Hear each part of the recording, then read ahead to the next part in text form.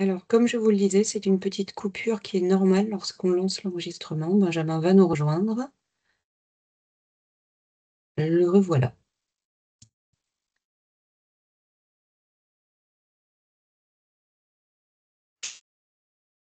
Oui, rebonjour. Donc, normalement, vous avez accès aux documents, hein, si tout se passe bien. Tout est parfait. Tout est parfait. Parfait.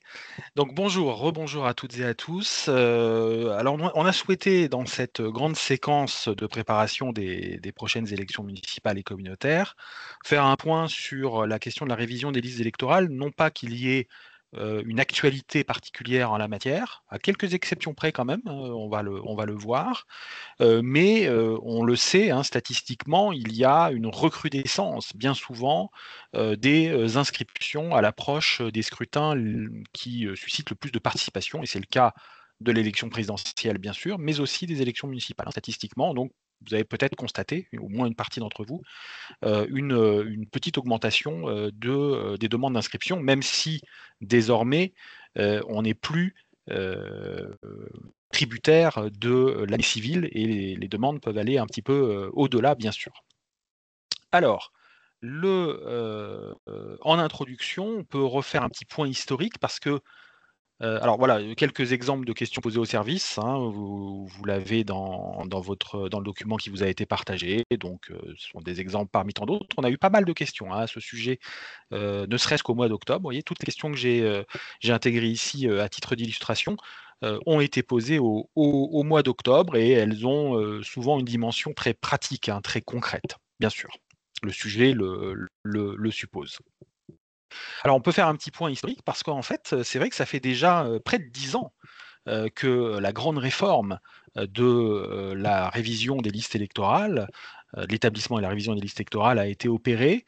Ça a passé vite. Alors c'est vrai qu'il y a eu un déploiement un petit peu progressif parce qu'il a fallu quand même attendre des décrets d'application en 2018 et la publication de la grande instruction de 2018, qui reste encore le grand document de référence, hein, bien sûr, hein, vous pouvez vous y appuyer très largement, c'est ce que j'ai fait moi-même d'ailleurs, parce que c'est vraiment la circulaire qui fait foi aujourd'hui, hein, donc la circulaire du 21 novembre 2018 relative à la tenue des listes électorales et des listes électorales complémentaires. Il y a eu un petit addendum qui a été publié ensuite en 2021, donc qui opère quelques petits correctifs à la marge, hein, notamment en ce qui concerne les personnes détenues, hein, l'inscription des personnes détenues, mais donc l'instruction 2018 reste la référence.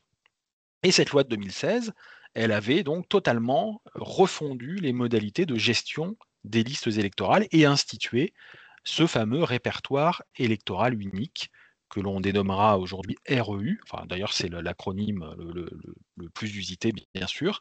L'objectif était à la fois de lutter contre l'abstention, donc de favoriser les demandes d'inscription, mais surtout de simplifier le processus de gestion. Ça, je pense que ça a été le cas. Vous pourrez témoigner à ce sujet si vous le souhaitez. Est-ce que ça a été utile pour vous? Est-ce que vous avez vu des progrès dans la gestion de ces listes? Et puis, les nouveautés étaient, les principales nouveautés étaient notamment d'accorder un rôle accru à l'INSEE, bien sûr, qui aujourd'hui est un véritable partenaire des communes en la matière, et puis ne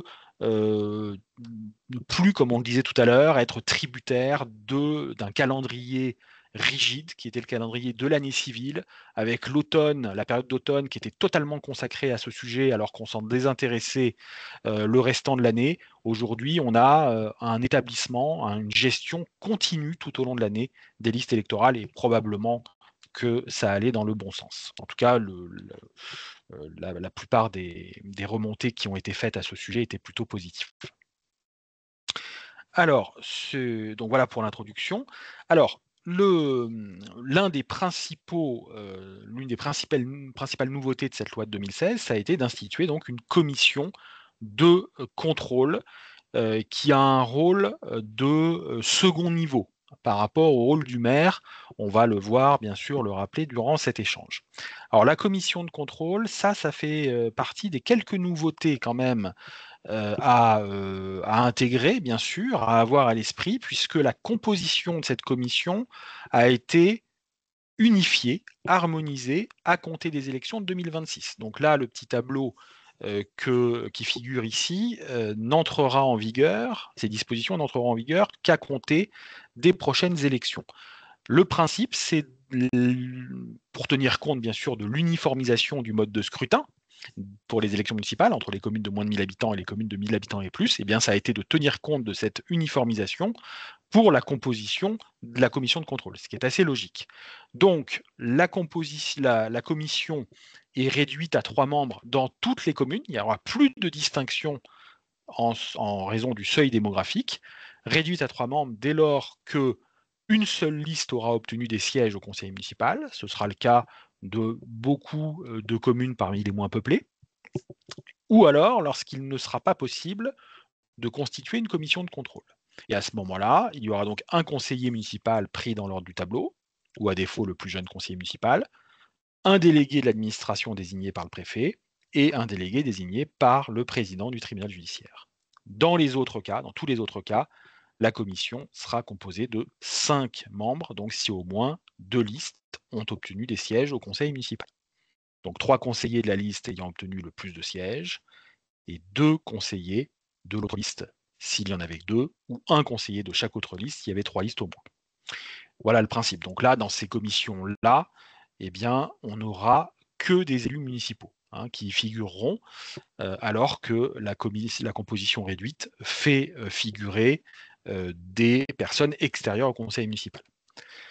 Donc jusqu'au mois de mars, on reste sur le modèle actuel. Là, je n'ai pas fait figurer parce que le mandat se poursuit, c'est un mandat de 3 ans, donc là, il n'y a pas vraiment de raison d'y faire référence. Donc on a toujours la distinction entre les communes de moins de 1000 habitants et celles qui ont 1000 habitants et plus. Et à partir donc du mois de mars, c'est cette nouvelle composition qui entrera en vigueur.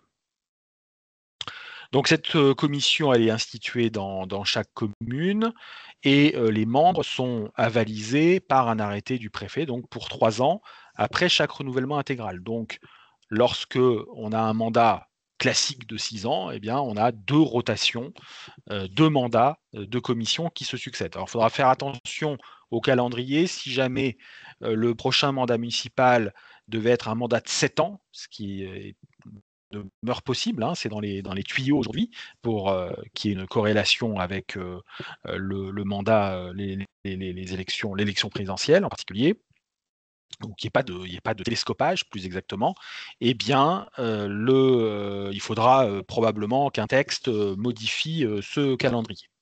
Alors cette commission, elle se réunit au moins une fois par an, donc ça c'est notamment pour les années qui n'ont pas de scrutin au suffrage universel direct, et elle doit toujours le faire, en tout état de cause, entre le 24e et le 21e jour avant chaque scrutin. Donc toujours un calendrier très précis quand même. Donc là, pour les prochaines élections municipales, ce sera donc entre le 19 et le 22 février 2026 qu'elle devra se réunir.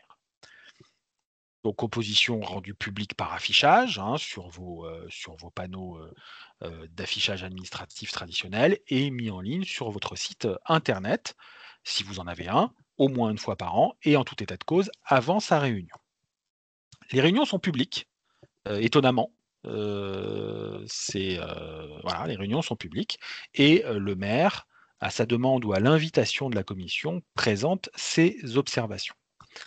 Alors les conseillers municipaux qui sont membres de la commission, quelle que soit sa composition, sont toujours pris dans l'ordre du tableau, mais parmi les volontaires. Le principe, l'esprit du texte ici, ça n'est pas d'être autoritaire, c'est bien d'aller rechercher des volontaires, des élus qui sont intéressés à la participation à ce processus de gestion des listes électorales. Ce qui est important, c'est en revanche les cas d'exclusion, ça il faut bien les respecter, c'est-à-dire que le maire, les adjoints titulaires d'une délégation, quelle qu'elle soit, et les conseillers municipaux qui sont titulaires d'une délégation, cette fois-ci spécialisée en matière électorale, en matière d'inscription sur la liste électorale, ne peuvent pas siéger dans la commission, quelle que soit sa composition. Donc là, il faut bien être attentif à ça, puisque c'est un motif, bien sûr, d'irrégularité des processus. Voilà, donc il y a des dispositions particulières en cas d'égalité, ici en nombre de sièges. Et puis, alors ce qui est important aussi d'avoir à l'esprit, c'est que les conseillers municipaux et les agents de la commune mais aussi de l'EPCI ou de ses communes membres, ne peuvent pas être désignés en tant que délégués de l'administration, ni en tant que délégués désignés par le président du tribunal judiciaire lorsque les commissions comprennent 3 membres. Donc il n'y a pas de mélange des genres. Alors vous avez la possibilité, bien que ce ne soit pas obligatoire, de désigner des suppléants.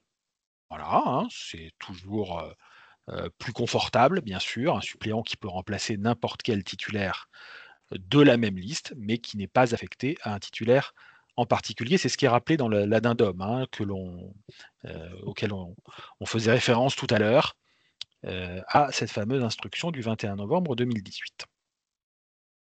Alors, le secrétariat de la commission est assuré par les services de la commune, ça c'est l'article R7 du code électoral qui le dispose. Quand, dans le document, une petite parenthèse, quand on fait référence à un article sans référence à un code, par souci de simplification, c'est le code électoral, hein. C'est vraiment donc le code électoral dont on parle ici, bien sûr. Donc de manière générale, le secrétariat assure la préparation matérielle des réunions de la commission, donc c'est un véritable travail d'intendance organisationnel, administratif, et il doit rendre publique la date de réunion de la commission et sa composition. Donc c'est le secrétariat qui reçoit les courriers postaux ou électroniques de saisine de la commission, on le verra, hein, dans le cadre du recours administratif préalable. Il notifie les décisions prises par la commission, etc., etc. Donc il y a ce travail de support, bien sûr, hein, de fonction support, qui est très important.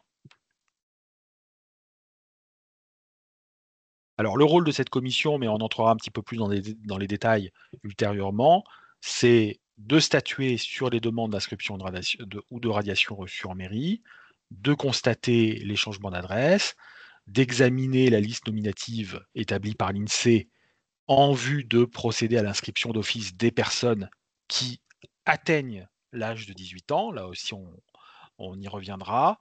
De vérifier le droit au maintien sur la liste et puis de procéder, le cas échéant, à des radiations d'office. Là, c'est une synthèse. Encore une fois, on reviendra dans les détails, bien sûr.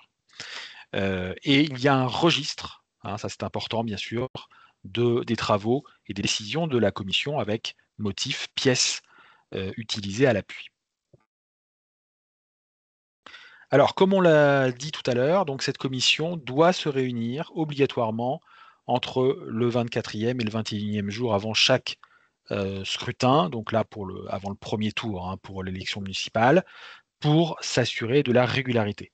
L'idée, c'est que à 3 semaines d'un scrutin, on réduit quand même très largement les risques, entre guillemets, de modification de la liste électorale. Alors qui peuvent toujours intervenir, là aussi il y a des dispositions qui sont prévues à cet effet, mais à 3 semaines, on a déjà, bien évidemment, une liste qui est très largement consolidée.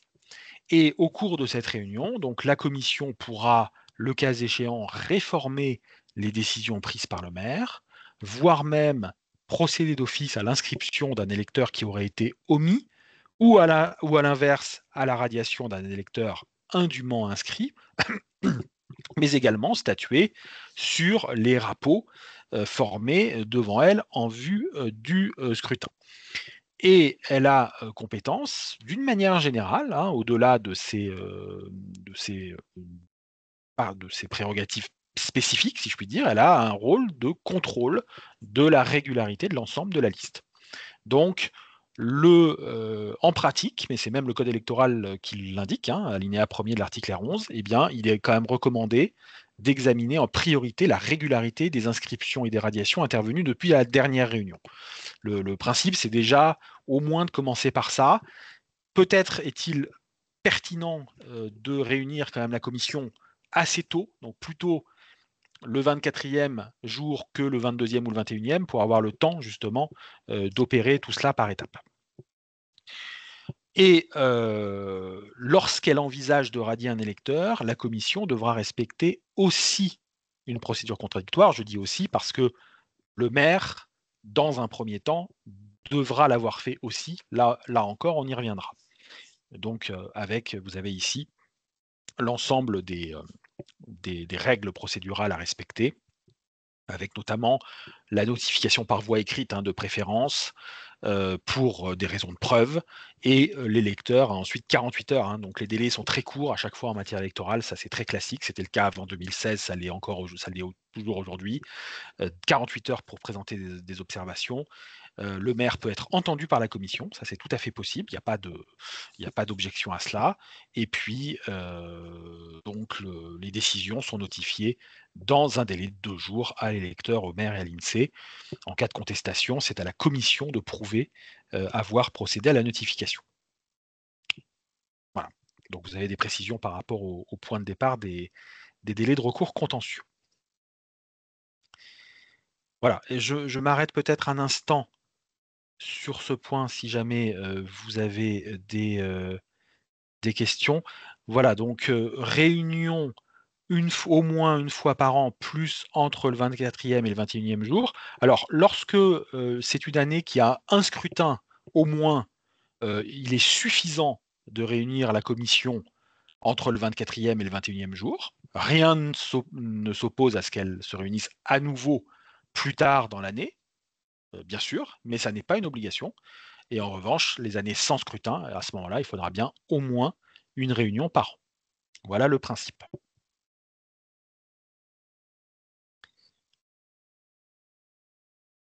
Alors, sur les rapports, monsieur Bayet, DE, on y reviendra tout à l'heure, hein. On a un petit point spécifique sur les délais de recours. Alors, on va évoquer maintenant la question de l'inscription sur les listes électorales. Alors, l'inscription, elle découle de deux conditions cumulatives qui sont requises. Avoir la qualité d'électeur, bien sûr, ça va de soi, et avoir une attache avec la commune. Donc, deux conditions cumulatives. Donc, définition de la qualité d'électeur, c'est l'article L2 du Code électoral qui l'énonce. Sont électeurs les Françaises et Français âgés de 18 ans accomplis, jouissant de leurs droits civils et politiques et n'étant dans aucun cas d'incapacité prévu par la loi, sans préjudice des dispositions qui permettent bien sûr aux ressortissants des États membres de l'Union européenne autres que la France de participer à deux scrutins, les élections municipales et les élections au Parlement européen. Alors, la preuve de la nationalité et de l'identité, elle s'établit par la présentation de l'original ou de la copie de la carte nationale d'identité ou du passeport en cours de validité ou ayant expiré, il y a une tolérance, depuis moins de 5 ans à la date du dépôt de la demande d'inscription. À défaut, on acceptera un acte de naissance de moins de 3 mois, le décret de naturalisation ou le certificat de nationalité, le cas échéant, ou alors une des pièces qui figure à l'article 1er de l'arrêté du 16 novembre 2018, dont vous avez ici le lien. Donc là, il y a pas mal de pièces qui sont admises, mais là, contrairement au passeport et à la carte d'identité, c'est toujours en cours de validité exclusivement, hein. Il n'y a pas de tolérance pour ces autres pièces. Condition d'âge, c'est 18 ans révolus, bien sûr. Ça signifie que la condition de majorité doit être acquise au plus tard la veille du jour du scrutin. Alors là, il y a eu une modification en 2016.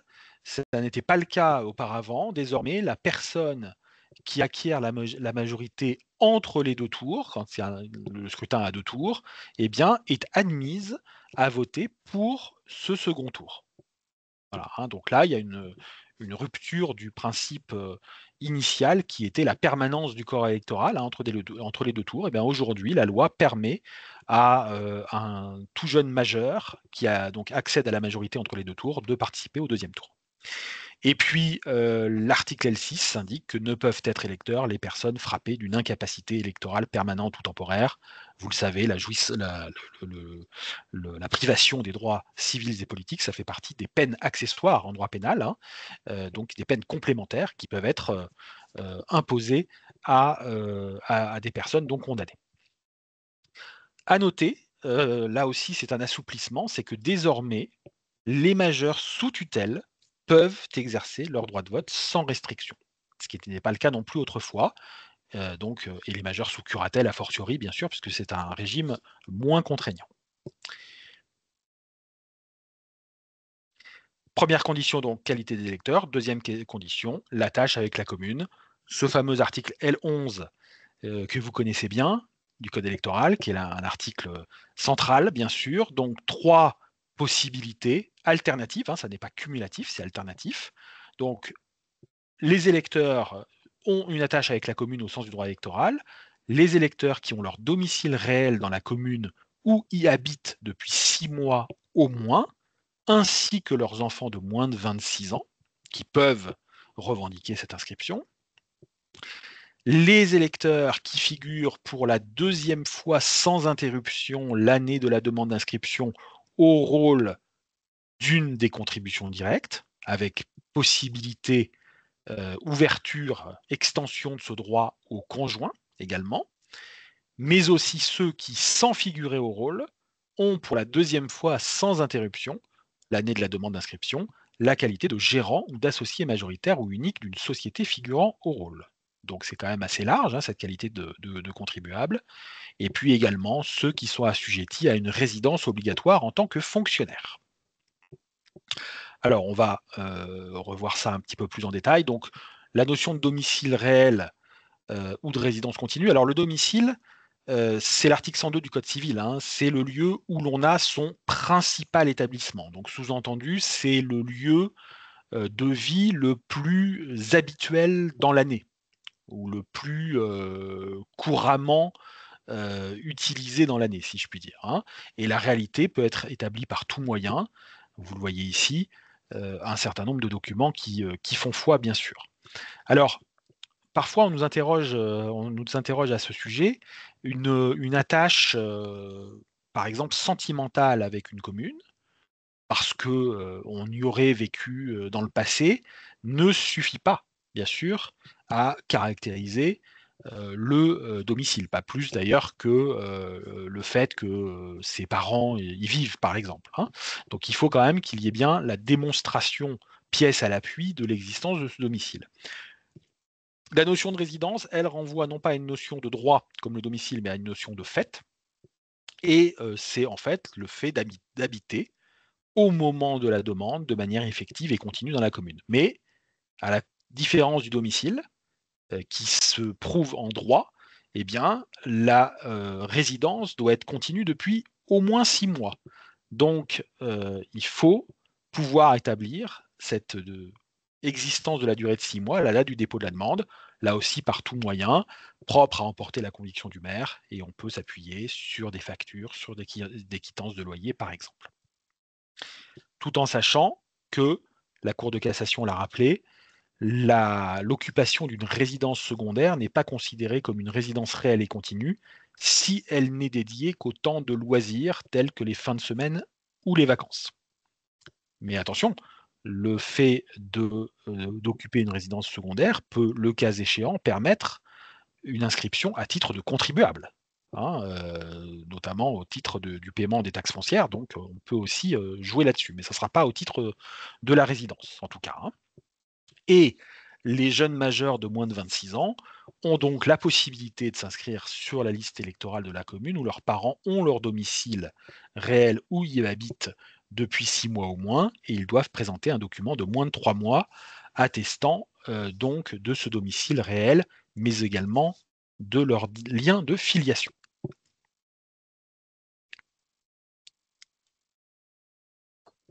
La qualité de contribuable. Alors, ce qui importe, c'est vraiment le point essentiel, c'est figurer personnellement. C'est-à-dire que le nom du demandeur doit figurer expressément sur les rôles fiscaux, au rôle donc de l'une des contributions directes communales. Donc, taxe d'habitation qui a toujours cours pour les résidences secondaires, on l'évoquait, taxe foncière, CFE. Et l'inscription doit être effective pour au moins la deuxième année consécutive lors de la demande d'inscription. Donc c'est l'inscription qui fait foi, hein. Le fait d'être héritier, par exemple, à lui seul n'est pas suffisant pour revendiquer une inscription à ce titre-là. Tout électeur ou électrice peut, à sa demande, être inscrit sur la même liste électorale que son conjoint lorsque ce dernier possède la qualité de contribuable. Donc ça, c'est quand même assez intéressant. Mais ce sont les conjoints au sens strict du terme, hein. Donc uniquement les personnes liées par mariage. On exclut les concubins et les partenaires liés par un PACS. Alors que les enfants, eux, contrairement à la condition de domicile ou de résidence que l'on évoquait, ne peuvent pas, eux, se prévaloir de la qualité de contribuable de leurs parents pour demander leur inscription sur la même liste électorale. Donc là, il y a bien une distinction importante à ce sujet. Donc la CVAE, elle, ne permet pas l'inscription à ce titre-là. L'impôt sur le revenu non plus, puisque ça n'est pas une contribution directe communale, bien sûr. Par contre, il n'est pas obligatoire que les inscriptions successives des 2 années au rôle le soient au titre de la même contribution. Ça peut être au titre de contributions différentes. Et la preuve de la qualité de contribuable s'établit par la production de l'avis d'imposition reçu pour les 2 années concernées et à défaut d'un certificat établi par l'ADD FIP. Et l'alternative, on l'a dit tout à l'heure, c'est qu'on peut, sans être inscrit personnellement au rôle, justifier de la qualité de gérant ou d'associé majoritaire ou unique. Eh bien, c'est toute personne qui a pour la deuxième fois cette qualité et qui peut le démontrer. Là aussi, preuve à l'appui. Alors, il y a quelques cas particuliers que je ne décline pas ici parce que ce serait beaucoup trop long, mais dont vous avez le détail dans l'instruction du 21 novembre 2018. Il y a bien sûr les Français qui sont établis hors de France, l'article L12, et qui sont inscrits au registre des Français établis hors de France, qui peuvent, c'est absolument pas une obligation, hein, mais qui peuvent sur leur demande être inscrits soit sur la liste électorale consulaire de la circonscription consulaire dans laquelle ils ont leur résidence, soit sur la liste électorale de l'une des communes qui sont énumérées à l'article L12. Donc la liste figure ici. Donc là, c'est très large puisque ça va de la commune de naissance à la commune du dernier domicile notamment. Alors il y a d'autres cas particuliers, les militaires de carrière, les mariniers, les personnes sans domicile stable, les personnes détenues. Tout ça est donc bien expliqué dans l'instruction, avec les articles du code électoral en référence, bien sûr. Donc n'hésitez pas à vous y référer si vous avez des demandes d'inscription qui ont trait à ces cas particuliers. Voilà. Alors, on va peut-être s'intéresser à vos questions. Alors, bonjour, un jeune de 19 ans qui vient de faire son recensement citoyen sera-t-il inscrit d'office? Alors là, oui, il y aura une inscription d'office, on va y revenir tout à l'heure, hein, au niveau de l'INSEE. Normalement même, l'inscription, aurait dû, ou devrait avoir déjà été intégrée, hein. Donc si tel n'est pas le cas, il faudra, ne pas hésiter via le répertoire, électoral unique, ne pas hésiter à en aviser l'INSEE. Alors depuis plus de 6 mois, aussi pour les fonctionnaires, non, il n'y a pas cette condition-là, pour les fonctionnaires.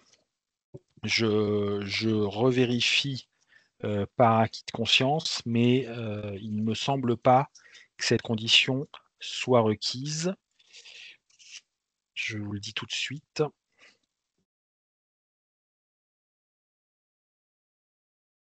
Non, voilà, hein, je vous le confirme, il n'y a pas cette condition de durée pour les fonctionnaires qui, donc justifient de leur résidence, obligatoire. Alors pour la radiation, on y reviendra tout à l'heure, bien sûr, hein, c'est, dans l'hypothèse, d'une personne qui ne justifierait plus d'une attache avec la commune, quelle qu'elle soit, eh bien elle a vocation à être radiée, bien sûr. En résidence secondaire, donc TH et taxe foncière, les époux peuvent être inscrits. La réponse donc est oui. Il y a une possibilité pour les époux, pour l'époux, de revendiquer l'inscription au titre de la qualité de contribuable de son époux ou de son épouse. Quid des étudiants de plus de 26 ans qui vivent encore chez leurs parents? Eh ben, dans ce cas-là, il n'y a plus d'automaticité, bien sûr, mais si jamais ils démontrent que leur domicile, c'est-à-dire le lieu où ils ont leur principal établissement, où leur résidence continue depuis de 6 mois et chez leurs parents, à ce moment-là, ils pourront bien sûr s'inscrire dans cette commune-là, hein, mais avec la présentation des pièces, j'allais dire classiques.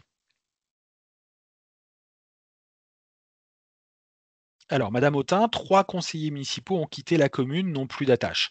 Alors ça, vous renvoyez, je suppose, en tout cas, à la question de la condition d'éligibilité, hein, ce qui est encore autre chose. Donc, vous le savez, les conditions d'éligibilité au conseil municipal sont regardées, sont examinées au moment de l'élection. Donc, alors sachant même que, vous le savez, on peut même être un électeur forain, hein, entre guillemets, c'est-à-dire ne pas être éligible tout en n'ayant plus d'attache, d'une certaine façon, avec la commune, hein. C'est, l'article L258, je crois, du code électoral qui s'applique. Donc là, il faut bien distinguer la question de l'inscription sur la liste électorale des conditions d'éligibilité. Et ça ne se recoupe pas totalement. On peut être élu au conseil municipal sans être nécessairement inscrit sur la liste électorale. Voilà. Sur quelle liste électorale est inscrite une personne qui intègre un EHPAD dans une autre commune que sa commune de résidence? Alors là, si la personne intègre donc un nouveau domicile, hein, l'EHPAD sera le nouveau domicile de cette personne, très probablement, eh bien, elle pourra demander à s'inscrire, bien sûr, dans cette nouvelle commune.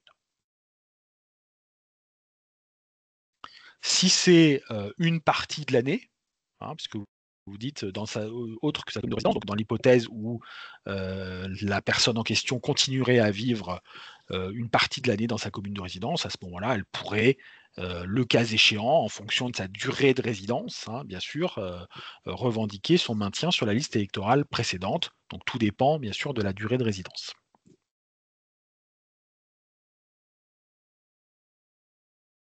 Alors, Madame Autain, voilà, c'est la suite de votre question. C'est la suite de votre question. Il n'y a pas de distinction à faire sur la question de la radiation de l'inscription entre la qualité d'élu et de non-élu, si je puis dire, hein. Donc si jamais vous avez des conseillers municipaux qui ont vocation à être radiés parce qu'ils n'ont plus d'attache, ils doivent être radiés, mais ça ne remettra pas en cause leur mandat en cours. C'était peut-être ça aussi le sens de votre question, puisque les conditions d'éligibilité sont appréciées au moment de l'élection. Donc des conseillers qui seraient radiés de la liste électorale peuvent continuer à exercer leur mandat. Ils ont le droit de démissionner, bien évidemment, mais ils ne sont pas obligés de le faire, ils peuvent continuer à exercer leur mandat. Voilà, c'était le sens de votre question. Très bien, alors je vous propose, vous pourrez revenir, si vous le souhaitez, sur ces aspects-là, bien sûr, de poursuivre avec le chapitre d'établissement des listes électorales. Et donc ce fameux REU, répertoire électoral unique, qui désormais constitue la clé de voûte, hein, de cette gestion. Article L16 du code électoral, donc la liste électorale est extraite d'un répertoire électoral unique et permanent. Donc il est tenu par l'INSEE, c'est l'INSEE qui gère ce REU aux seules fins de gestion du processus électoral. Il comprend donc un certain nombre d'informations tout à fait classiques, nom, prénom, date, lieu de naissance. En fait, on s'appuie sur, on n'en parle pas souvent, hein, de ce répertoire, c'est un répertoire national des personnes physiques, le RNIPP, qui sert de base statistique, hein, de référence, et puis on a aussi le domicile et le lieu de résidence. Et donc, ce fait l'objet d'une mise à jour continue par les maires et les consulats pour les Français qui vivent en dehors du territoire, à partir des informations qu'ils détiennent par une transmission donc à l'INSEE. Donc en cas de déménagement d'un électeur au sein de la commune, le maire est censé en informer dans un délai de 7 jours l'INSEE et éventuellement même son changement d'affectation de bureau de vote. Donc ce système-là ne fonctionne bien que lorsque la mise à jour se fait en continu, hein. Il faut, c'est à la fois probablement un assouplissement, c'est quelque chose qui est beaucoup plus au jour le jour, donc qui est une photographie plus exacte du corps électoral. Et ça, la contrainte, le corollaire suivant, c'est qu'il faut bien sûr que la mise à jour soit en continu. Et donc l'INSEE, de son côté, procède donc directement dans le REU aux inscriptions et radiations qui sont ordonnées par l'autorité judiciaire, hein, lorsqu'il y a des décisions de justice en ce sens, mais également aux radiations des électeurs décédés. Donc là, il n'y a plus besoin de se charger de cette tâche-là, c'est l'INSEE qui y procède, et des électeurs également qui n'ont plus le droit de vote. Donc sous-entendu, qui ont été privés du droit de vote, hein, notamment donc par décision de justice. Et lorsqu'il y a une personne qui est déjà inscrite dans le répertoire et qui s'inscrit comme électeur, puisqu'il il en ferait la demande dans une nouvelle commune ou circonscription consulaire, eh bien à ce moment-là, c'est l'INSEE qui, d'office, automatiquement, met à jour ce répertoire, donc en ne retenant que la dernière inscription. Et à ce moment-là, donc, il y a une radiation d'office de la liste précédente et l'INSEE transmet toutes ces informations au maire.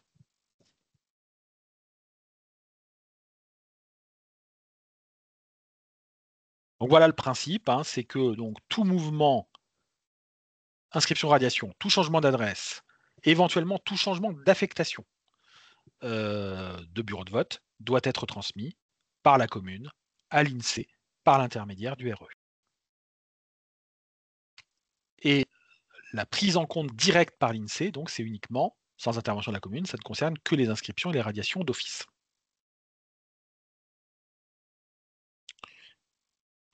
Alors le principe, hein, en termes pratiques, c'est que le maire désigne nominativement des agents, un ou plusieurs agents en charge de ces missions dans la commune, hein, par un agrément en fait du maire, hein, tout simplement, hein, sur papier libre.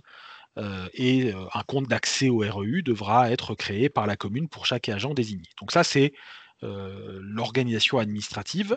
J'en profite pour dire un mot des délégations.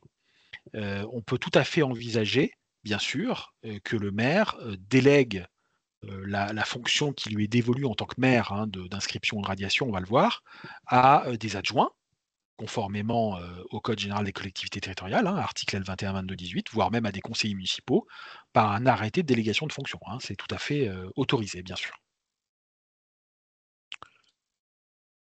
Alors, les inscriptions d'office, pour résumer, donc à la charge de l'INSEE.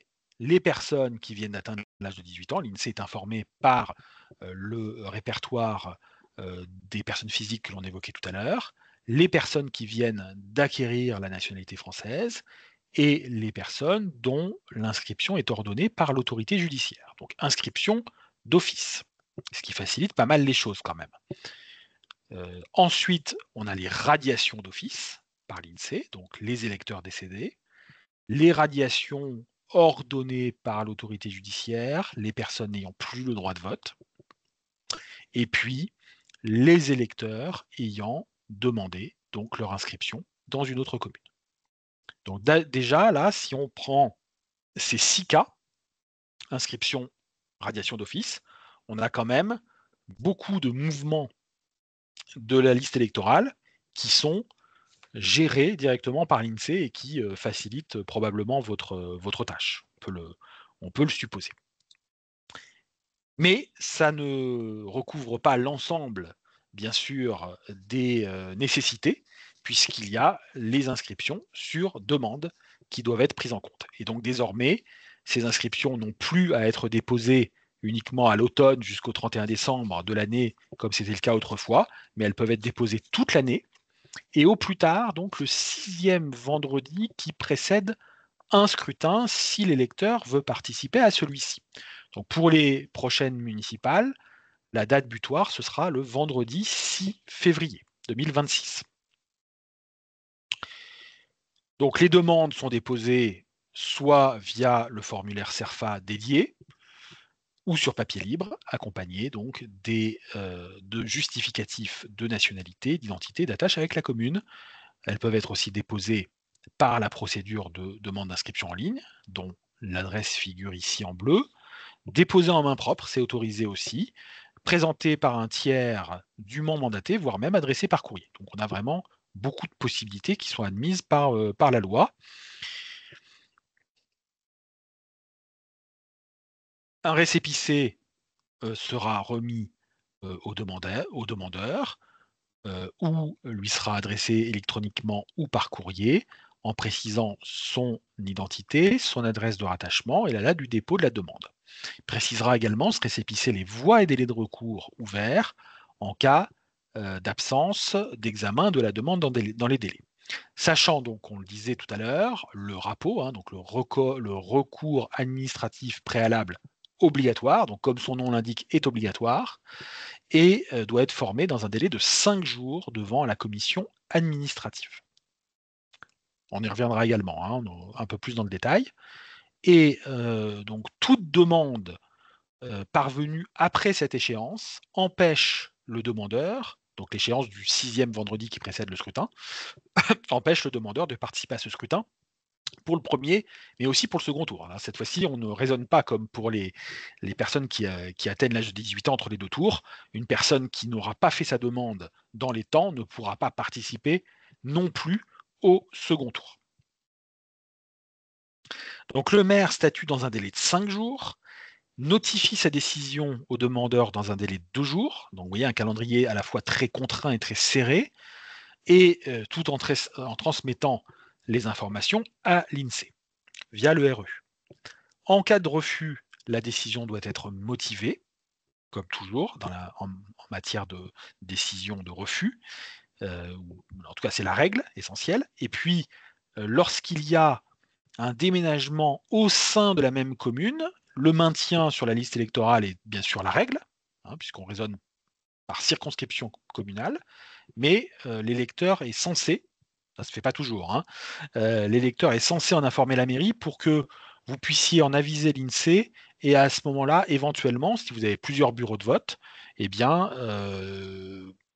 procéder au changement d'affectation du bureau de vote. Bon, c'est pas forcément fondamental ce principe-là, puisque ce qui importe, c'est quand même la régularité de l'inscription sur la liste, plus que l'affectation au bureau, mais l'idée, c'est quand même que cela se fasse en bonne intelligence, en bonne transparence, ce qui peut avoir aussi un intérêt par rapport à la composition des bureaux de vote, hein. C'est le préfet qui les détermine par arrêté, donc il faut que ce soit relativement proportionné en nombre d'inscrits, hein. Donc il faut faire en sorte, le cas échéant, d'être le plus à jour possible, même si là, vous êtes malheureusement un peu tributaire des informations adressées par vos électeurs. Voilà pour les inscriptions. Je vais peut-être m'arrêter sur ce sujet-là. Alors, monsieur Jansoni, donc si un enfant de moins de 26 ans qui fait des études dans une autre commune que celle de ses parents, voilà, peut être inscrit sur la commune de ses parents. Tout à fait, c'est bien cela. C'est un droit dont il bénéficie désormais. Ce n'était pas le cas non plus autrefois, hein. Autrefois, il fallait justifier d'une absence d'autonomie, par exemple, etc., etc. Là, c'est plus le cas. Il y a un droit légal qui lui est accordé en raison de l'âge. Un administré qui déménage dans une autre commune, on informe l'INSEE dans les 7 jours, ou faut-il attendre la réunion de la commission? Donc là, oui, là, vous pouvez vous informer l'INSEE, en effet, tout à fait. Alors, c'est un peu plus compliqué que ça, parce que il faut que l'administré en question demande à s'inscrire sur la liste électorale de l'autre commune, hein. C'est ça le prérequis, hein. Donc un déménagement simple, si je puis dire, qui n'est pas suivi d'une demande d'inscription ailleurs, là, pour l'instant, il n'y a pas d'information à donner. Ça sera l'examen de l'éventuelle radiation. C'est encore autre chose, hein. Donc il faut bien faire attention à ça. Et puis alors, peut-on inviter des personnes ayant changé d'adresse sur la commune à venir faire ce changement? Oui, bien sûr.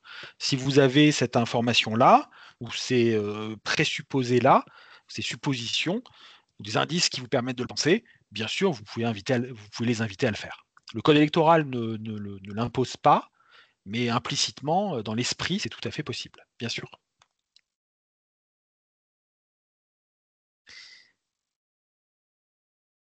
Alors, donc sur les inscriptions, et donc désormais, alors il y a une petite coquille dans le document qu'on vous a adressé, que je vous ai adressé. J'avais mis radiation sur demande.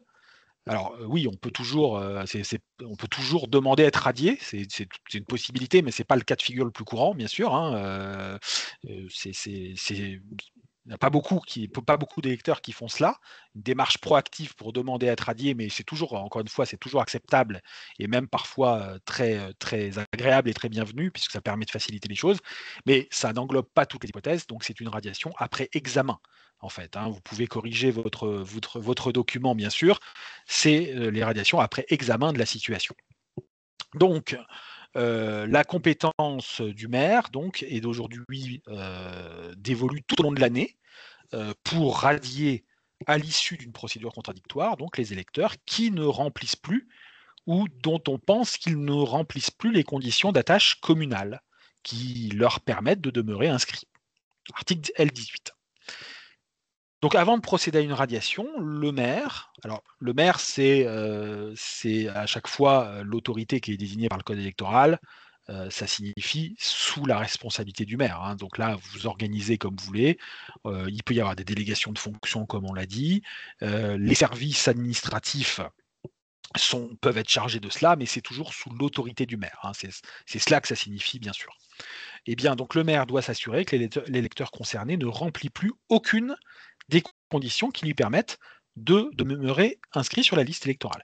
Donc il faut bien faire attention à certaines choses, c'est-à-dire que si vous avez des fortes présomptions qu'un électeur a déménagé, eh bien, cet électeur-là peut éventuellement conserver une inscription au titre de sa qualité de contribuable. Et donc, il faut bien faire attention de s'assurer que l'électeur n'a pas conservé une de ces qualités-là, auquel cas, il n'aurait pas vocation à être radié. Donc, il y a une méthode du faisceau d'indices à appliquer. Le maire est invité notamment à l'examen systématique, ça c'est ce que rappelle l'instruction, des cas de tous les électeurs dont la carte électorale a été retournée, ça c'est un indice souvent intéressant, et ceux pour lesquels les enveloppes de propagande n'ont pas pu être distribuées à l'électeur. Alors évidemment, on pourrait aussi s'appuyer sur d'autres échanges administratifs que cela. Le code électoral est relativement cohérent et homogène. Il donne comme indice des indices qui ont trait au droit électoral, d'une certaine façon. Mais on pourrait en avoir d'autres, bien évidemment. Et donc le maire tient compte des indications qui ont motivé le retour de la carte ou de la propagande. Et donc, on peut essayer d'investiguer un petit peu autant que possible pour rechercher les raisons pour lesquelles les documents n'ont pas été remis. Méthode du faisceau d'indices. Mais cette méthode du faisceau d'indices, elle n'est pas toujours totalement fiable. C'est bien normal puisque on ne peut pas vous imposer une obligation de résultat ici, simplement une obligation de moyens. Et donc, il est absolument nécessaire, ça c'est indispensable pour la régularité de la procédure, d'informer l'électeur que l'on envisage sa radiation. Ça va lui permettre, cet électeur, dans un délai de 15 jours, eh bien, de présenter, s'il le souhaite, ses observations. Article R12. Donc l'électeur est mis en état de faire connaître son droit à demeurer inscrit sur la liste électorale. Donc par exemple, comme on l'évoquait tout à l'heure, je change de résidence, mais je conserve un domicile dans la commune. Ou bien je déménage, mais je reste contribuable parce que je suis gérant unique d'une société inscrite au rôle, etc., etc. Si vous n'avez pas de retour de la part du destinataire dans ce délai, ou si le courrier revient avec la mention ANPAI, à ce moment-là, vous pouvez procéder cette fois à la radiation en notifiant à l'intéressé votre décision dans un délai de 2 jours. Également à l'adresse connue sur la liste électorale. Voilà, une réponse ministérielle récente qui le rappelle ici. Les observations sont à remettre à la mairie par l'intéressé ou un tiers dûment mandaté par les moyens qui figurent ici, que vous voyez. Et au vu de ces observations, eh bien, le maire maintient ou non sa décision de radiation. Est-ce que ces observations sont convaincantes ou pas? C'est cela qui ensuite induit la décision. Donc on le rappelle, notification par écrit dans un délai de 2 jours à l'électeur, et elle est dans le même temps transmise par voie dématérialisée par le REU à l'INSEE. Article L18, là encore, grand 2 du Code électoral. Alors l'avis de notification doit préciser les motifs de la radiation, bien sûr, informer l'intéressé des voies et délais de recours, et il est informé que tout recours contentieux formé contre cette décision est donc obligatoirement précédé d'un recours administratif préalable auprès de la commission de contrôle à peine d'irrecevabilité du recours contentieux devant le tribunal judiciaire, article L18 donc du code électoral. Donc ça c'est bien important aussi, c'est du formalisme, on est habitué à cela. C'est parfois un peu lourd, mais ce sont des conditions, nécessaires pour ne pas risquer, des annulations pour vice de forme.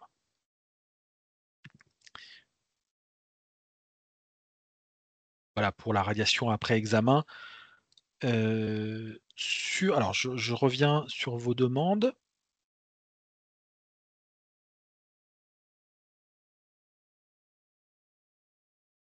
Donc, peut-il y avoir plusieurs personnes à une même adresse? Exemple 1, ancien locataire qui ne s'est pas inscrit dans sa nouvelle commune et le nouveau locataire inscrit également. L'ancien, locataire peut-il être, radié après procédure contradictoire? Oui, la réponse est oui, il peut y avoir, radiation après procédure contradictoire dans ce cas de figure. Et même chose pour l'ancien propriétaire, en fait, hein. Dans les 2 situations que vous décrivez, de toute façon, l'examen va se faire, j'allais dire de manière tout à fait traditionnelle, en fait, hein. Il faudra pouvoir justifier, du, maintien d'une attache. Alors un propriétaire, lui, a peut-être plus de chances d'être maintenu puisqu'il peut éventuellement, revendiquer le maintien au titre de contribuable. Voilà, donc il y a aussi cet aspect des choses à bien vérifier. Donc faire une radiation si l'électeur est parti sans laisser d'adresse, il va falloir présumer. C'est-à-dire que si, vous avez un retour NPAI, il faudra quand même, heu, envoyer l'information. Ça, c'est du formalisme et ça n'est que en l'absence de réponse dans les 15 jours, que vous pourrez procéder à ce moment-là à la radiation. Donc même lorsque vous avez une quasi-certitude que l'électeur n'habite plus dans la commune. D'abord, il faut bien vérifier qu'il ne répond plus aussi aux autres conditions, notamment de contribuable. J'insiste là-dessus, mais c'est vrai que c'est souvent source de contentieux. Donc première chose. Et deuxième chose, il faudra quand même malgré tout lui adresser cette possibilité d'adresser cette observation. Et ça n'est qu'une fois les délais échus que vous pourrez radier. Alors vous avez raison, monsieur. C'est vrai que vous avez tout à fait raison, les enveloppes de propagande, c'est parfois un petit peu aléatoire et donc ça n'est pas, toujours fiable, alors c'est ce que le code électoral prévoit, mais je suis bien d'accord avec vous, il faut quand même, faut manipuler cet indice avec précaution, dans certains cas en tout cas, hein. Des retours d'expérience de personnes ayant sollicité les services fiscaux pour obtenir le fichier des contribuables, ah oui, alors ça, en effet, si vous avez, si certains d'entre vous ont des retours à ce sujet, on est preneur avec plaisir, en effet. A priori, vous laissez supposer que ce n'est pas forcément simple, c'est ce que je comprends de votre interrogation. Pensez-vous que ce premier courrier d'information de radiation ne faisant pas grief, a priori, vous avez raison, il ne fait pas grief, puisse être signé par un agent sans délégation particulière?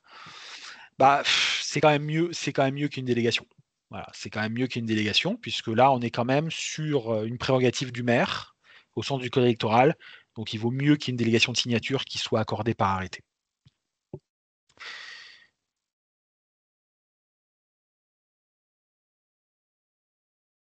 Alors, si une personne déménage et s'inscrit, sur, les listes électorales de sa nouvelle commune, cela oui, parce que, dans ce cas de figure, elle peut être domiciliée, hein. Vous savez que la condition de domicile, elle ne suppose pas une durée de présence, hein. Si on démontre alors évidemment, quand on vient d'arriver, je comprends votre question. C'est-à-dire quand on vient d'arriver, on ne peut pas forcément démontrer que c'est notre domicile. c'est-à-dire le lieu où l'on a son principal établissement. Bah oui, mais souvent c'est comme ça en fait, hein. Il faut bien voir que en fait, c'est pas, ça ne peut pas, la gestion d'une liste électorale, même si elle est faite avec beaucoup de rigueur, ne pourra bien souvent pas correspondre 100% à une réalité en fait, hein. Et c'est pas ce que demande d'ailleurs le code électoral. Ce qui importe, c'est de raisonner par indice. Donc une personne qui vient d'arriver dans une nouvelle commune, eh ben, elle peut éventuellement démontrer que c'est son nouveau domicile. Donc le lieu où elle va avoir désormais son principal établissement, quand bien même elle ne peut pas encore tout à fait le prouver dans la durée. Et ça, c'est l'esprit du texte. Ce qui importe, encore une fois, c'est de raisonner par rapport à l'ensemble du territoire français et qu'il n'y ait pas une personne qui soit inscrite sur plusieurs listes, hein. C'est ça, bien sûr, qui est source ensuite, bien sûr, d'irrégularité. Donc à la rigueur, c'est moins grave d'avoir une personne indûment inscrite sur une liste pour peu qu'elle ne le soit pas ailleurs, plutôt que d'être inscrit sur 2 listes, évidemment.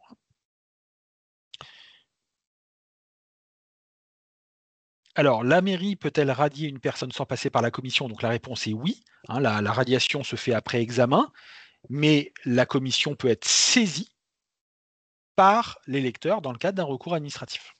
On va le voir dans un instant. Alors, peut-on envoyer la police municipale? Oui, bien sûr, c'est tout à fait possible. Alors, merci pour cette information.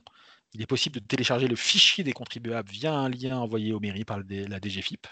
Non, ça, c'est très intéressant. Merci pour cette info, monsieur ou madame.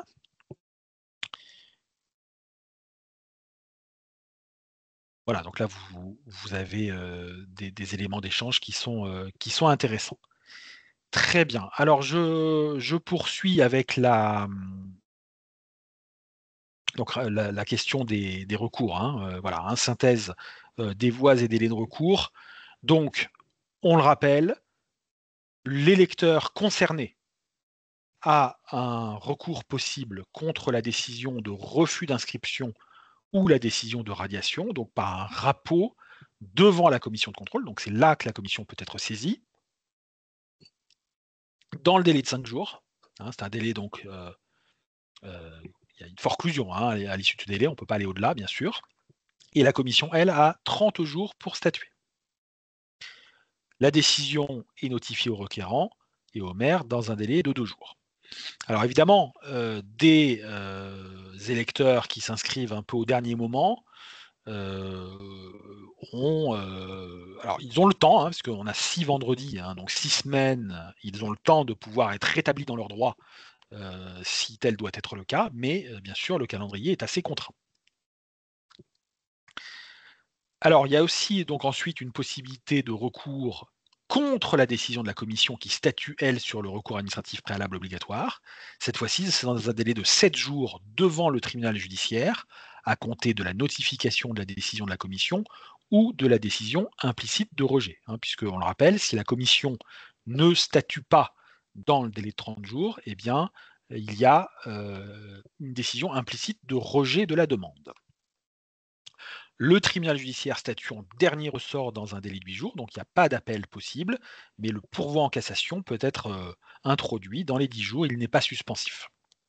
Donc ça, c'est le recours, je dirais, principal, le plus utilisé, puisque c'est l'électeur concerné qui dispose de ces voies de recours. Mais il y a aussi, c'est une particularité, hein, un peu insolite, si je puis dire, un recours des tiers qui est possible, article L20, puisque dans un délai de 7 jours à compter de la publication de la liste électorale, un tiers peut porter un recours devant le tribunal judiciaire, devant le TJ. Alors il faut être inscrit sur la liste électorale de la commune en question, hein, pour pouvoir être éligible à ce recours, pour demander l'inscription ou la radiation d'un électeur omis ou indûment inscrit, respectivement, ou contester la décision de radiation ou d'inscription d'un électeur. Voilà, alors c'est pas, je pense pas, j'ai pas de statistiques, hein, je n'ai pas vérifié, mais je pense pas que ce soit un recours très fréquent, hein, mais en tout cas il existe.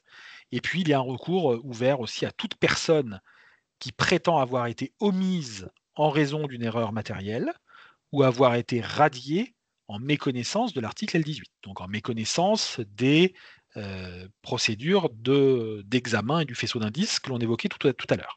Et là aussi, pareil, c'est un recours devant le TJ jusqu'au jour du scrutin, et qui se prononce dans un délai de 8 jours, avec un pourvoi en cassation possible dans les 10 jours non suspensifs. Non suspensifs, là encore.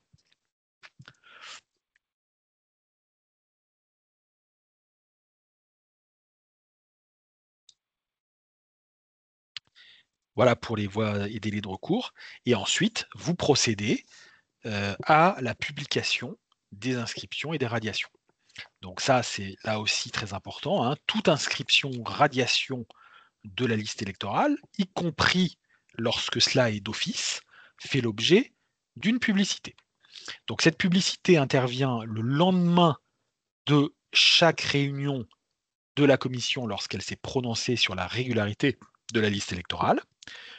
En tout état de cause, au plus tard, le 20e jour qui précède le jour du scrutin.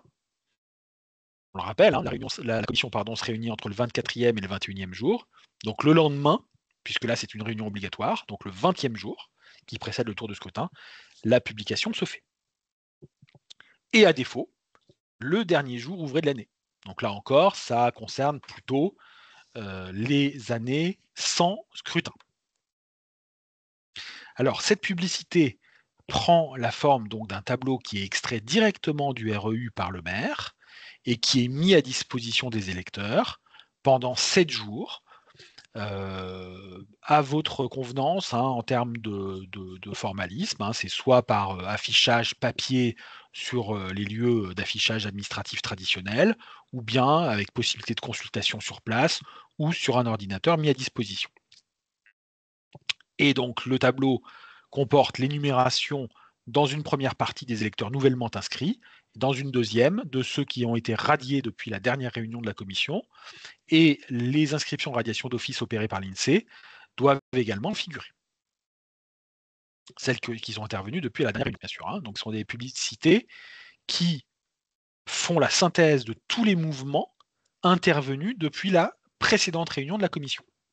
Donc en termes de périodicité, les jalons calendaires, si je puis dire, ce sont les réunions des commissions à chaque fois, hein. Ça sert de repérage, de repère en fait, hein. Et là, donc, mention obligatoire portée sur le tableau, donc les informations qui doivent figurer.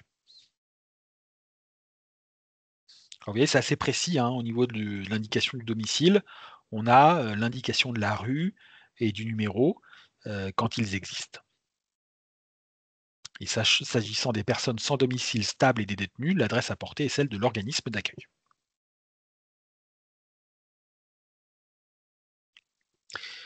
Alors, une petite digression vers les listes électorales complémentaires, parce qu'on c'est vrai qu'on n'en a pas parlé du tout jusqu'à présent, mais il y a un parallèle, hein, bien sûr, puisque les citoyens de l'Union européenne résidant dans un pays membre dont ils ne sont pas ressortissants peuvent exercer leur droit de vote et d'éligibilité aux élections européennes et aux élections municipales, et donc peuvent demander leur inscription, bien sûr, s'ils jouissent de leur capacité électorale dans leur état d'origine, première condition, et s'ils remplissent les conditions légales autres que la nationalité française pour être électeur et être inscrit sur une liste électorale en France, une liste qui est spécifique à chacune de ces élections et que l'on appelle liste complémentaire. Donc il y a une liste complémentaire pour les élections européennes et une liste complémentaire pour les élections municipales. Il faut bien distinguer les deux. Et donc là aussi, pour chaque commune, chaque bureau de vote, la liste complémentaire est extraite d'un REU complémentaire établi par l'INSEE, et la tenue et le contrôle sont soumis aux mêmes dispositions que celles applicables aux listes électorales communales, de droit commun, si je puis dire.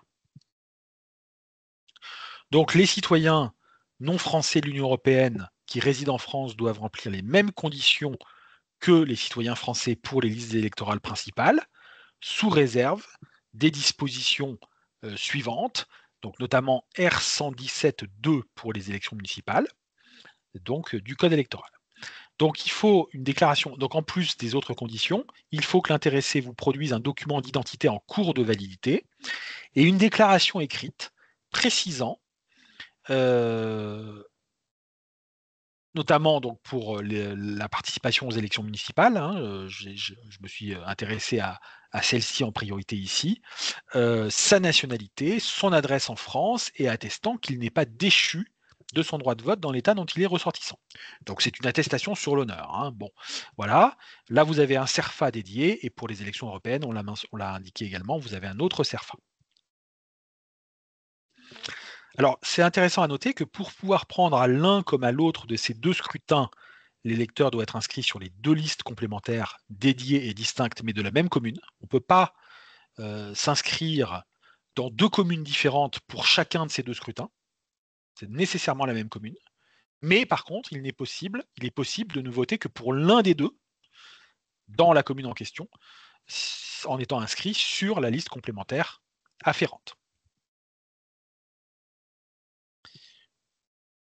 Donc là, la preuve de l'identité, donc il y a toujours le même arrêté, hein, du 16 novembre 2018 qui a un article consacré à cela. Voilà. En cas de doute sérieux, vous pouvez tout à fait demander une traduction au demandeur qui, devra s'adresser à un interprète, traducteur inscrit, sur la liste des experts près la cour d'appel.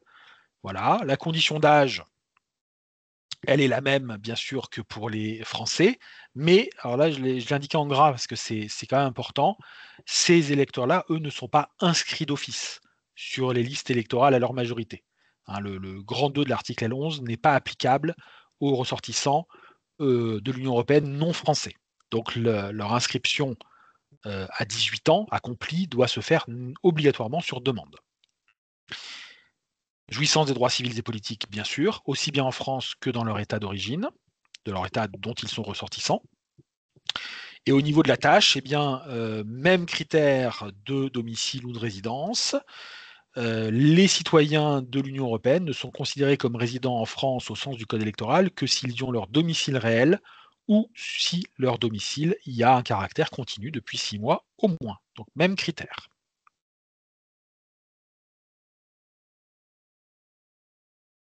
Voilà. Aussi au titre de contribuable, hein, on peut tout à fait envisager une inscription au titre de contribuable.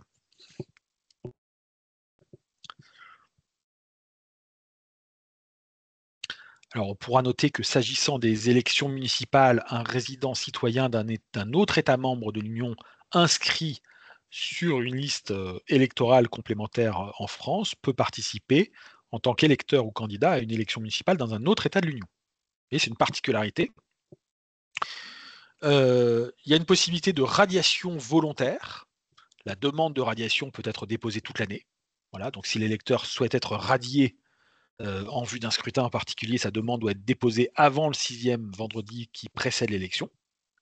Donc, vous voyez, on l'évoquait tout à l'heure par rapport à la petite coquille dans le titre, on peut toujours admettre des radiations volontaires pour les électeurs français.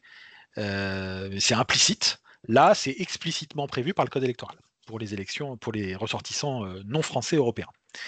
Et puis donc, il y a une notification à l'INSEE. Les décisions du maire relatives à l'inscription ou la radiation d'un citoyen non français de l'Union européenne sont transmises, là encore, dans un délai de 2 jours à l'INSEE. C'est bien, au moins les délais sont assez faciles à retenir puisqu'ils sont homogènes. Il n'y a pas de différenciation par rapport à cela.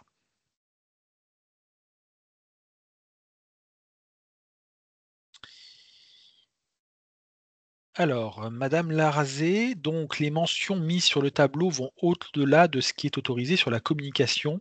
Oui, vous avez parfaitement raison. Vous avez parfaitement raison. Ça fait partie.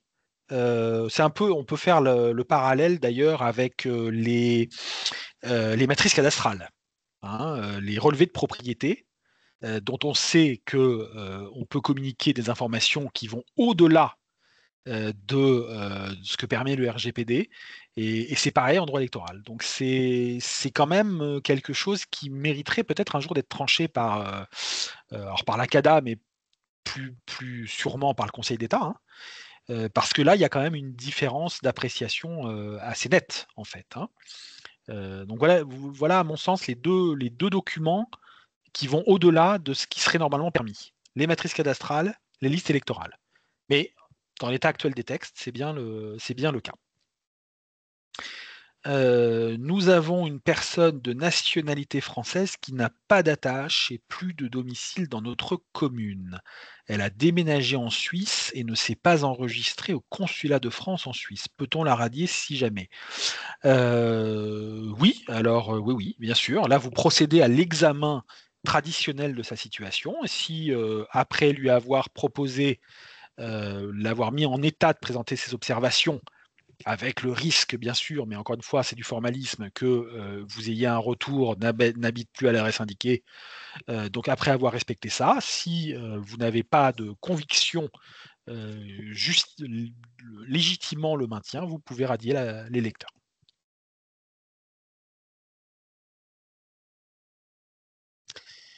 Voilà, hein, donc en fait, il y a en effet, 2 courriers, si je puis dire. Il y a un premier courrier qui, invite l'électeur à présenter ses observations parce qu'on envisage de le radier et ensuite, le cas échéant, la décision de radiation.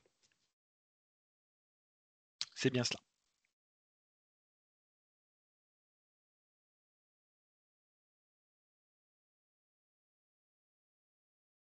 Alors on peut, poursuivre. Alors un échange par courriel, n'est pas suffisant, donc on va revenir peut-être en arrière, hein, si vous voulez, puisqu'on avait ici donc le voilà, hein, c'est, heu, l'article R12, c'est un avis de notification. Alors l'avis de notification, je ne crois pas que ce soit obligatoirement recommandé, en fait, hein, il me semble pas. Je vais prendre un instant, hein, pour le revérifier. On va regarder cela.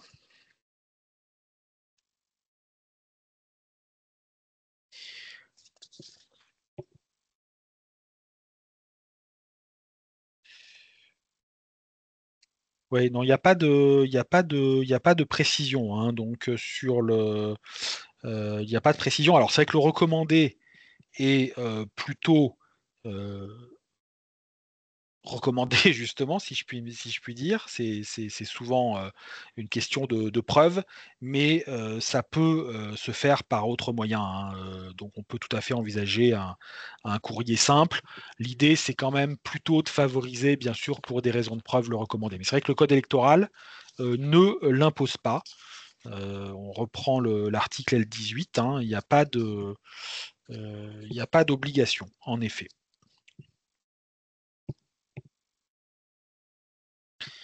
Bon, c'est souvent le cas, hein, en droit administratif. Voilà, je suis d'accord avec vous. Je pense que le mieux, c'est d'envisager un premier courrier simple, parce que là, ça présente un peu moins de risques. Et le deuxième, c'est-à-dire l'acte qui fait grief, c'est lui qui est susceptible de recours en recommandé. Voilà, c'est pas imposé, hein, par le code électoral, j'insiste bien, mais en termes pratiques, je trouve que c'est une bonne. Je suis d'accord avec vous, hein, c'est une bonne démarche d'opérer de la sorte. Ça réduit un petit peu les coûts et ça favorise également la sécurité. Alors sur les opérations préalables, alors les opérations préalables, oui, ça c'est très important, où on a le fameux article L30. Je dis le fameux parce que, même avant 2016, dans l'ancien régime, c'était aussi cet article-là qui s'appliquait, mais dans des conditions un peu différentes bien sûr. C'est que, par dérogation à l'article L17, c'est-à-dire par dérogation au droit commun, eh bien, on peut, dans certains cas, certains électeurs plus exactement, peuvent demander à être inscrits sur la liste électorale au-delà de l'échéance, donc après le sixième vendredi qui précède le scrutin. Pour être précis, c'est entre le sixième vendredi qui précède le scrutin et le 10e jour. Donc on a une trentaine de jours à peu près, hein, de battement, de délai supplémentaire. Alors ce sont les fonctionnaires et agents des administrations publiques qui ont été mutés ou admis à faire valoir leur droit à la retraite après la clôture des délais, ainsi que les membres de leur famille domiciliés avec eux à la date de mutation de la mise en retraite. Donc ça peut concerner quand même pas mal de personnes, hein, statistiquement. On a les militaires renvoyés dans leur foyer, libérés après cette échéance. Les personnes qui établissent leur domicile dans une autre commune pour un motif professionnel autre que ceux dont on vient de parler après la clôture des délais d'inscription, avec là aussi les membres de leur famille domiciliés avec elles. Les Françaises et Français remplissant la condition d'âge exigée pour être électeurs après la clôture des délais d'inscription, ça on l'avait évoqué tout à l'heure, hein, des personnes qui acquièrent, qui atteignent l'âge de la majorité, sont inscrites d'office par l'INSEE, vous avez cette information après la clôture des délais, eh bien elles sont intégrées bien sûr dans la liste électorale pour pouvoir participer au scrutin en question. Même chose pour les Français qui ont acquis la nationalité française entre-temps, et puis celles et ceux qui auraient recouvré l'exercice du droit de vote dont ils auraient été privés par l'effet d'une décision de justice. Donc, une demande d'inscription au titre de l'article L30 peut être déposée dans les délais en question dès lors qu'elle est justifiée par l'organisation d'une élection. Voilà, ce qui importe ici, bien sûr, c'est que ça ne se fait pas toute l'année, hein. L'inscription au titre de l'article L30, elle ne s'envisage que lorsqu'il y a un scrutin, élection générale ou partielle. L'inscription est d'effet immédiat, sous réserve d'un examen préalable par le maire, qui statue dans un délai de 3 jours, cette fois-ci. C'est 3 jours, article L31, et les conditions légales doivent être remplies au moment du premier tour du scrutin pour permettre une inscription sur la liste électorale. Là encore, pour préserver le principe d'unicité du corps électoral entre les deux tours.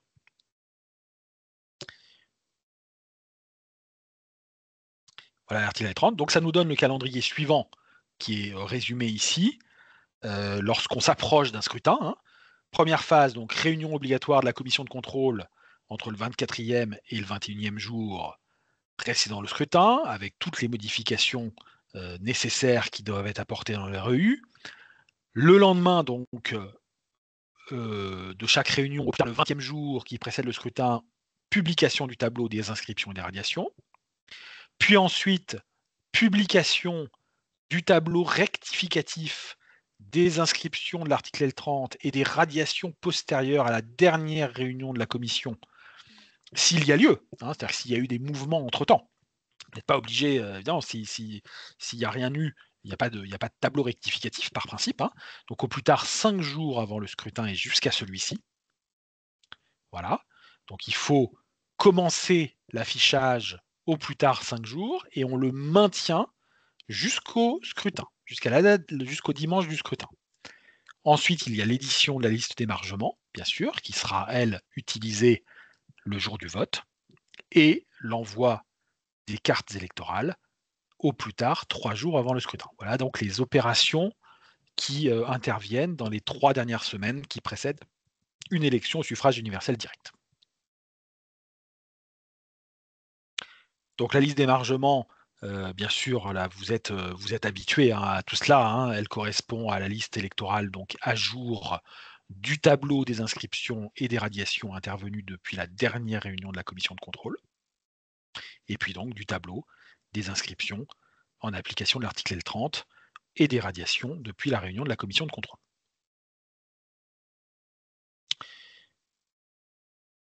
Alors, si la liste d'émargement était éditée plus de 5 jours avant le scrutin, eh bien, vous pourriez rajouter à la main, hein, c'est tout à fait admis, les inscriptions et radiations de dernière minute, si je puis dire, hein, issues du tableau rectificatif.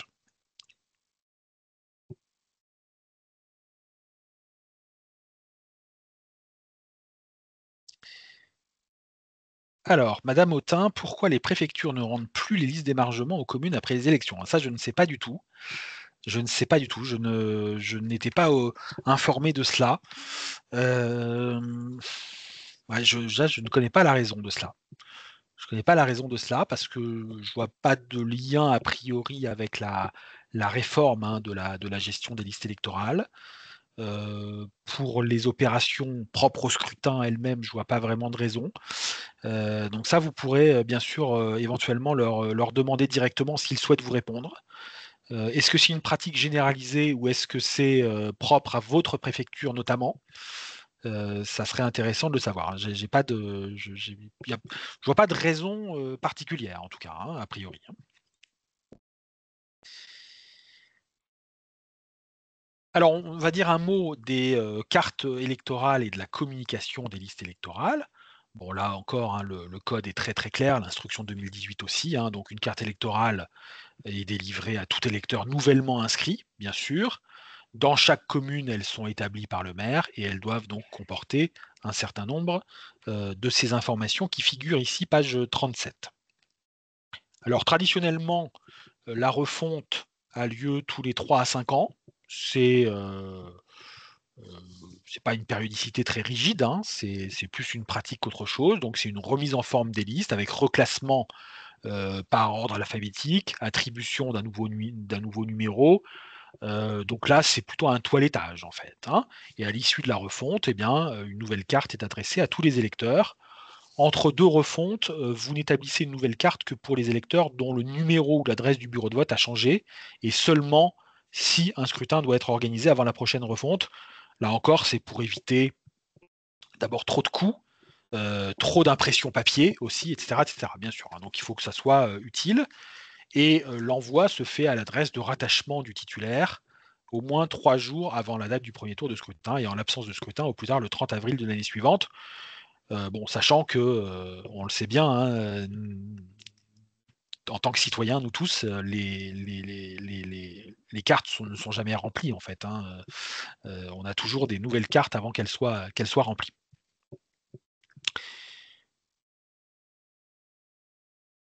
Alors les cartes qui n'ont pu être remises à leur titulaire font retour à la mairie et sont remises le jour du scrutin au bureau de vote. Voilà, hein, elles sont, tenues à la disposition du titulaire, bien sûr, moyennant présentation d'une pièce d'identité. Voilà.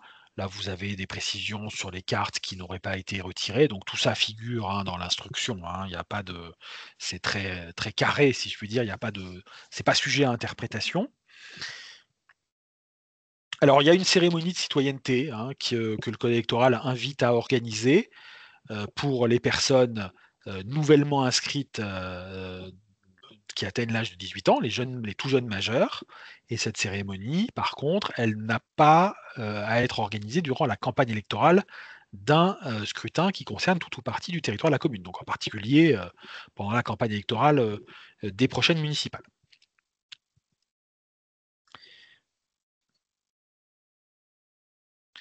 Voilà et puis un dernier mot sur la communication des listes. Alors les listes d'émargement, on en parlait à l'instant, heu, pour peu qu'elles vous soient, retournées par les préfectures. A priori, ça n'est pas le cas, au moins dans certains, territoires. Eh bien, elles sont communicables à tout électeur jusqu'au 10e jour suivant la date à laquelle l'élection est acquise et éventuellement pendant le dépôt des candidatures entre les 2 tours. Donc c'est un délai quand même assez court et au-delà de ce délai, elles perdent le caractère communicable, hein, c'est ce qu'a rappelé la CADA, et elles deviennent des archives publiques traditionnelles. Donc ensuite, ça sera la liste électorale qui sera communicable. On ne parlera plus de la liste d'émargement, mais bien de la liste électorale.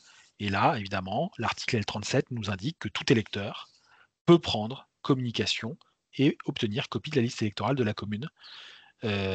Donc c'est tout électeur, hein, donc il n'est pas nécessaire d'être électeur de la commune en question pour, pouvoir revendiquer ce droit, c'est tout électeur. Donc sur présentation, d'une carte électorale et d'une pièce d'identité, on peut obtenir, copie.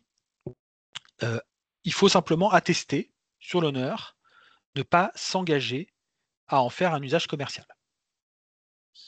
Attestation sur l'honneur d'engagement à ne pas faire un usage commercial, donc veillez bien lorsqu'on vous fait ce type de demande, à, faire signer une attestation sur l'honneur que vous verserez ensuite dans vos dossiers.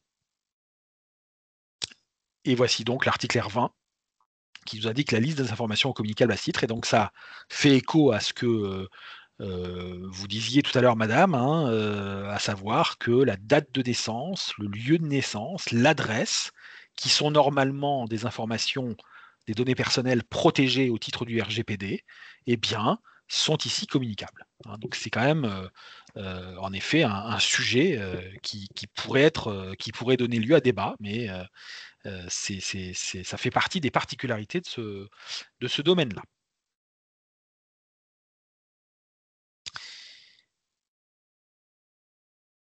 Alors, madame Duo, bon, peut-on organiser pour la première fois une cérémonie de citoyenneté malgré la période de réserve électorale?